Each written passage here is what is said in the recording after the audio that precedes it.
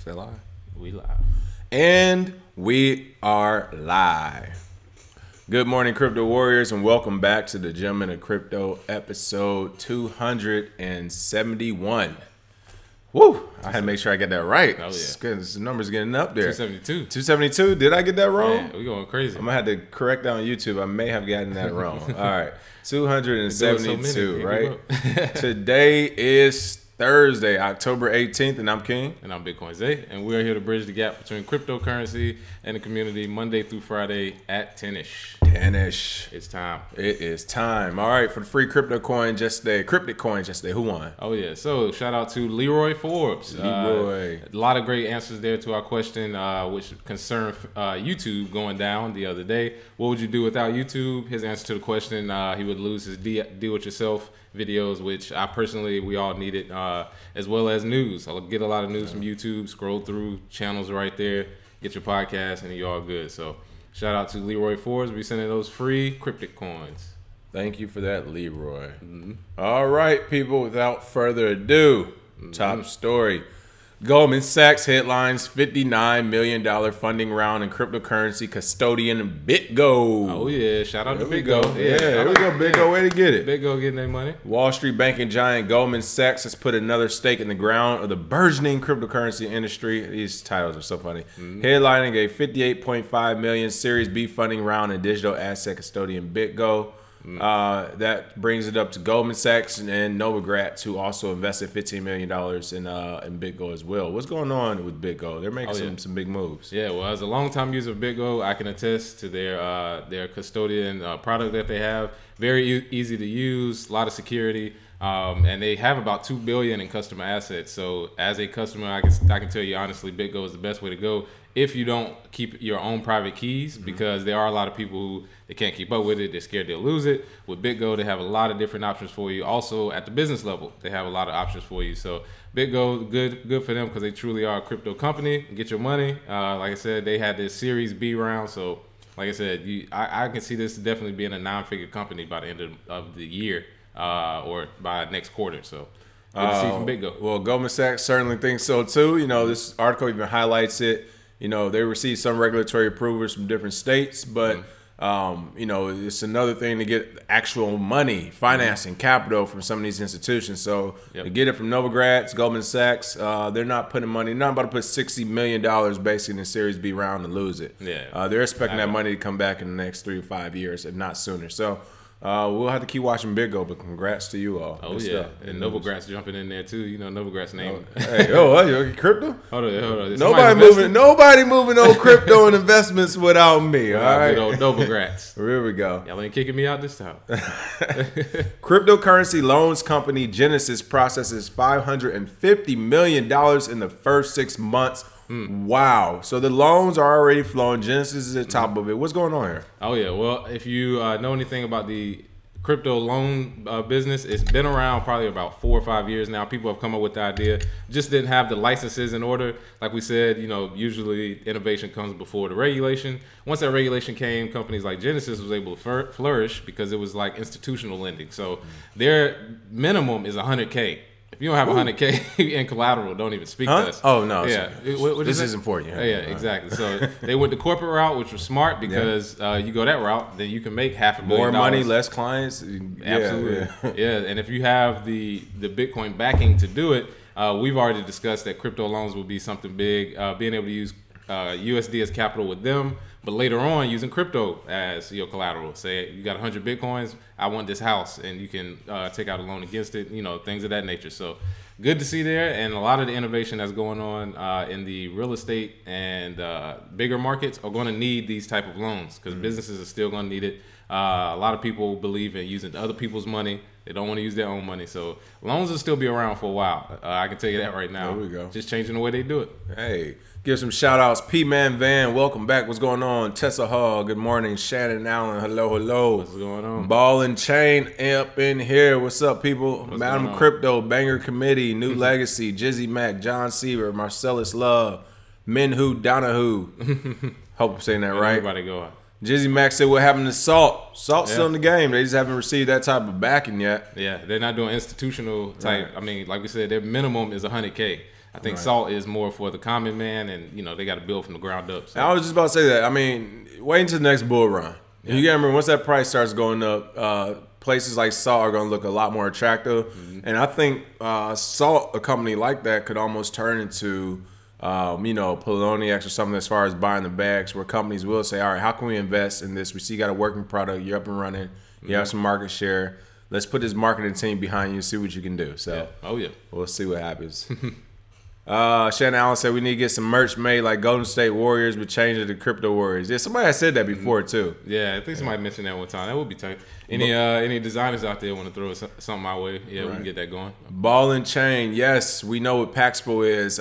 We actually you did a video on it like last year. I think he did a video on like almost a year and a half ago. So. I think that's open to the public under the Bridge the Gap, but if it's not, we can make that video available as well. Oh, yeah. But yeah, and that might have been when we were consulting. That was a part of our, package. So, yeah. But we talked about Paxpo before. Yeah, for sure. All right, Malta. 2/3 fail crypto agent exam despite authorities' attempts to ease process. That is right, a crypto agent, but it's not like the ones we know of with the FBI, CIA, and other alphabet boys. Looks like almost 2/3 of those taking Malta's cryptocurrency agent certification have failed despite examiners' last-minute changes to ease the marking scheme. So actually try to get some more through, and they still, man. It looks like since the Virtual Financial Assets Act, VFA, came into effect last November, the exam as well as the training course has been mandatory for all those looking to work as, quote, agents in the crypto sector. Agents here refers to practitioners such as lawyers, accountants, and auditors who may want to liaise between initial coin offering operators or other cryptocurrency vendors in the island's watchdog, the Malta Financial Services Authority. First, I just want to say, I guess even Malta isn't outside of this, which, hey, I understand you got to pay your regulators and all that. We want this good cryptocurrency regulation, but this is one of those things where eventually it would become a necessary barrier, even though right now it's more word of the mouth and referrals. But it's unnecessary right now. You don't need to be an official quote-unquote agent or anything for a lawyer or anything to work in the industry. But I actually applaud Malta because, you know what? They're right. Everybody wants to think, the end user is going to get all the regulations and all the licenses and all the money being pushed on them, basically. But no, really. If you're a lawyer, an auditor, accountant, which we know by and large, 99% of these jobs or careers have no clue about the cryptocurrency industry, which is okay because of course this is one of the things it hasn't hit them yet, but now it's beginning to hit them, the ICOs and the lawsuits and all that other stuff. But no, I agree. They should have to have at least some base level knowledge of the cryptocurrency industry. Malta, which has been very, extremely crypto friendly, has even said, hey, we develop a training course, we develop a test so they can get their certification, and these guys still aren't passing it. So to me, that says they shouldn't be practicing in the industry. So again, you don't need the licenses. Kind of like things in the next few years, we'll see crypto and blockchain degrees. Technically, you won't need it. But I guess at this level, when you're talking about billions of dollars, of course you want somebody who knows what they're doing. Again, as of now, everybody's been using referrals, but this is a good way to standardize it. Oh yeah, and if you want to have a set of ICO rules, you want smart people at the helm. You don't just want random Joe Schmo off the street that can walk in and start ICO under some new rules. So good to see there. I applaud them for this. Every profession has some sort of test you have to go through, and we are getting to that point where you do want educated people. I mean, right 2 or 3 years ago, you could just, does anybody know anything? You could bring them in, but now a lot of people are more savvy, so good to see there. Right, yeah. So shout out to Malta. They offered this test to look like 250 people. Only 39% eventually passed, and that was after they actually changed the markings and the rules to make it a bit easier. I wonder what CZ got. Yeah, I would love to actually see this test because, I wonder how hard it actually is. Yeah. It can't be that hard unless, when you talk about lawyers and auditors, unless you're asking about specific versions of, codes and the law and their own law infrastructure they have and some other things like that. But other than that, I don't say if it's just basic crypto questions, they might not be prepared. But if it's actual, auditing, accounting, and law questions, I can see why somebody, hey, we need to study for this. Yeah. They come back and give everybody the pass down like, no, you're not about to just walk in there and pass that thing. Which, again, is good because you don't want to certify everybody either. Yeah. You don't want a 100% pass rate because that means Hey, you know, anybody can slide in there. Right. You're gonna have anybody will slide in there. Right. A lot of scammies. Confirm Baidu and Tron to cooperate on cloud computing resources. All right. That is not a partnership. Right. They renamed this story, or they didn't rename this one. This story that came on Cointelegraph was different than some of the reports we saw yesterday. We saw the reports yesterday that Baidu and Tron had a partnership going. We didn't even talk about that story because I didn't even read the story. Just off the title, it was just like, no, you don't. Is this one though? Yeah. Is this another one of these?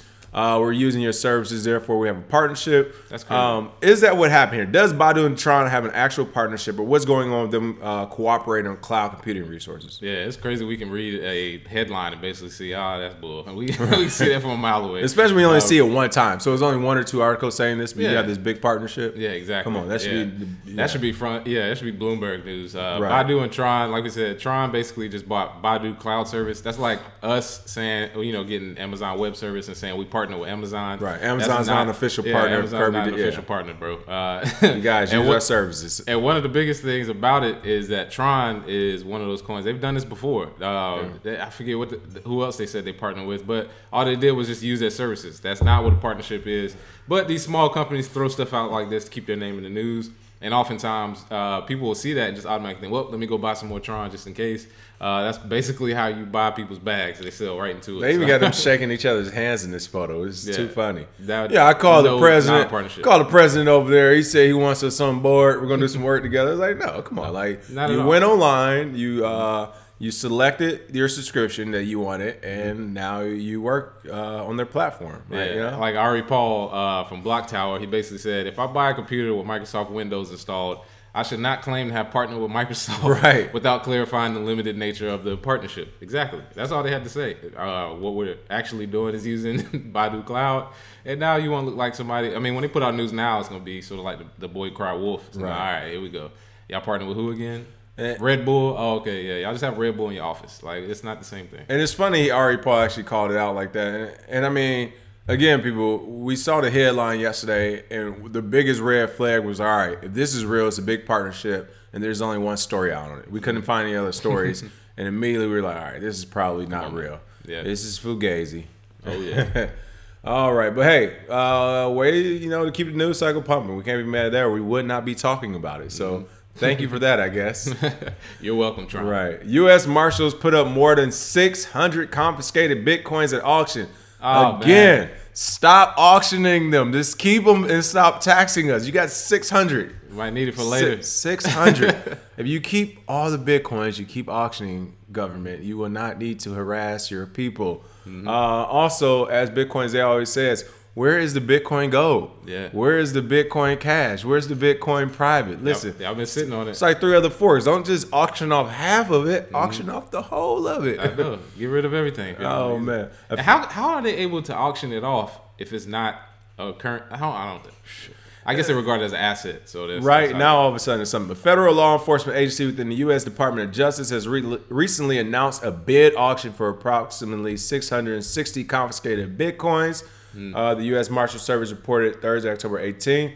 Looks like the bid will take place on November 5th, but the participants have to register themselves no later than October 31st and deposit $200,000 in order to take part. If you remember, this is how some of the folks, the likes, was it Draper? Draper got a bunch. Draper got, I think, almost like 1,300 Bitcoins in auction before. Yeah. This is how a lot of already wealthy people who are behind when it comes to crypto say, you know what, I just want to buy them all at once. Oh, government's auctioning some. I'll go ahead and put a few $100,000 on the account, buy them all at once. So, of course, these auctions are divided into parts. This one will be divided in 2 parts. The first is made up of 6 sets of 100. So they do it so you can't just buy all 660 outright. You actually have to buy them in blocks. And the second set's going to have 60 Bitcoin. So it's be pretty interesting to see. Yeah, and I've always wondered whenever when they do these auctions or they're planning to do these auctions, exactly the process, the logistics of sending it to a person. Like, is there literally a person at the computer with the wallet and they just send? Because you can do it instantly if somebody bids on it. Right. It'd be interesting to see a Bitcoin. You just do it from home on a laptop. Yeah, just do it from home. I mean, I don't know how they send it off, but that would be weird to do a bid and get Bitcoin from your government and then because it's recycled from somebody else. But Maurice Park says, let's pull our money together and buy those Bitcoin. Cool. Hey, really? Y'all want to raise $5 million and get it? Let's 2 go. weeks. And you know, it's pretty interesting where some of these auction Bitcoins are coming from. It looks like some of these cases involve Teresa Tetley. Again, she was one of the ladies who were just in California who was prosecuted for allegedly running an unregistered multi-million-dollar Bitcoin fiat money transmitting business, which means she started buying and selling Bitcoin in cash without having a license that wasn't even invented until about a year ago. And she started before that. But, you know, she was arrested. She gave up some of her actual money in Bitcoin, which, again, we always question, you know, how and why are people giving up their Bitcoin? Because in a case like this, I believe if it's a few months ago, she was just found guilty, whatever, and they took it that quick and they're putting it up on a block again. If she has been in the crypto business, you mean to tell me she has no Bitcoin cash? All she had was Bitcoin sitting there. Where's the other coins? Did you all sell the other cryptos into Bitcoin? Did you allow her to keep it? I don't know, but it looks like thus far in January and March already this year, the U.S. Marshals have already sold over 3,800 and 2,100 coins respectively. So we're looking at 5,900 Bitcoins sold this year. Stop selling it and keep it and leave us alone. Or use it and build some infrastructure. Right. This is crazy. So at this point, we're over 6,000 Bitcoin confiscated and resold, even though that does not include the Bitcoin Cash that accompanies it or the Bitcoin Gold. Again, you're looking at a good 20% slippage, which is a huge number. But with the ones that have been gathered, and so again, it just makes no sense. It's like you're trying to figure out ways to tax it. You're trying to figure out ways to take everybody's Bitcoin and give it to institutions. It's like you have it right there. This is crazy. Never thought I'd see this day, but I mean, we've seen it over and over with the auction stuff. But it's crazy that this is a regular thing when it was something people laughed at years ago. So Money Pick says seized from back page.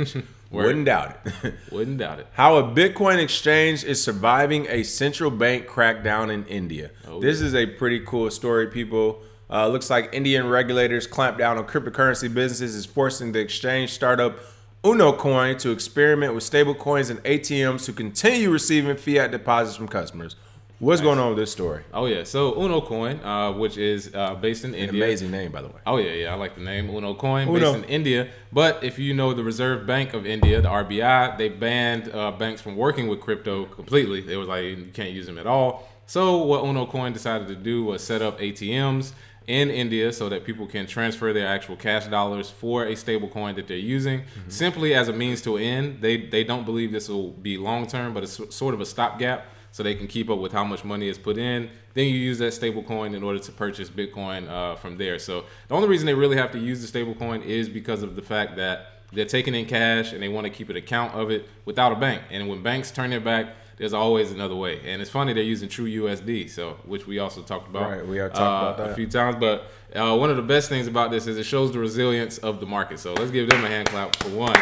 And also, too, ATMs. Like we've mentioned before, ATMs are one of the ways that you can still keep it decentralized because you can walk up with cash and purchase it right now. No need to have a bank account, and a lot of people don't. So shout out to them in India and in places that don't, have a lot of people with bank accounts. This works perfectly. So shout out to Uno Coin. I'm sure others will copy. And this is one of the things you actually said, I believe, on yesterday's show. And I know we talked about it this morning. Bitcoins, they called it whack-a-mole. He was talking about how regulators and governments thinking they can stop these institutions or stop the advancement of this technology. And it's like, you're not. You're going to slow it down. You might stop one or two. And then people, just like different countries are learning how to do the stable coins, the ICOs of stable coins, or to make their entirely own CBDC. You know what? Private entities are going to learn, all right, this is what regulators are stopping, this is how they're stopping it, this is what they're doing. They're just going to, adapt. We're not going to stop doing business in the cryptocurrency industry just because Big Brother, Uncle Sam doesn't like that he can't control it all. Hey, never underestimate the resilience of the human spirit. We'll always find a way, especially when people have a reason. So don't let anything bad happen to the market or confidence in the consumer market go, a little bit down the toilet, because then people will really say, you know what, man, we're going to do whatever we got to do to make this work. And right now it's a small community, but once it grows, it'll be a beautiful thing. That was a quote. I'm not going to say from who I think, but I'm just going to let it go for now. I'll tell you later. It's from a must be subconscious. infamous world leader who a lot of people didn't like. Let's say that. Right. Sounds like me. All right. For the free cryptic coins, what are we doing today? Oh yeah, for the free cryptic coins, the question about auctioning Bitcoins. Should the U.S. Marshals be able to confiscate, one, and two, should our government be able to auction these Bitcoins off? Do you think it's a moral issue? Do you think it's just money issue? Do you think socially people will accept the fact that you're told not to do something, but we're doing it on our end? Right. It's like you guys are selling Bitcoin. What are you talking guys are about? selling Bitcoin. Do you have a money services license? Right. Yeah. I wonder. Really, I wonder if that could be a lawsuit against. Or if in court you could say, if somebody said, "Oh, you've been selling Bitcoins," like, no, I was auctioning them off. And that's actually beautiful. So I don't know. Yeah, I don't sell Bitcoin. Yeah, I auction blocks. to one bidder. Yeah. Well, no, it's also who's doing it too. What's the people name? The U.S. What is it? Which federal agency is doing it? The Marshals, U.S. Marshals. Yeah. Do the Marshals have a money transmitting license? Like the Marshals themselves? Yeah. Not the U.S. government. These are the Marshals. Do the Marshals have a money transmitting license? And jurisdiction. Yeah, what jurisdiction? What this Bitcoin is You see how this game is played, government? Yeah. It's not fun when the rabbit got the gun. Yeah. It's hilarious to me. Right. Well, yeah, answer that. Let us know what you think. Start the conversation. Put that cryptic coin and wallet address, and we'll send those free coins. All right. As always, thanks for watching, folks, and we will see you all tomorrow. Cheers. Have a good one.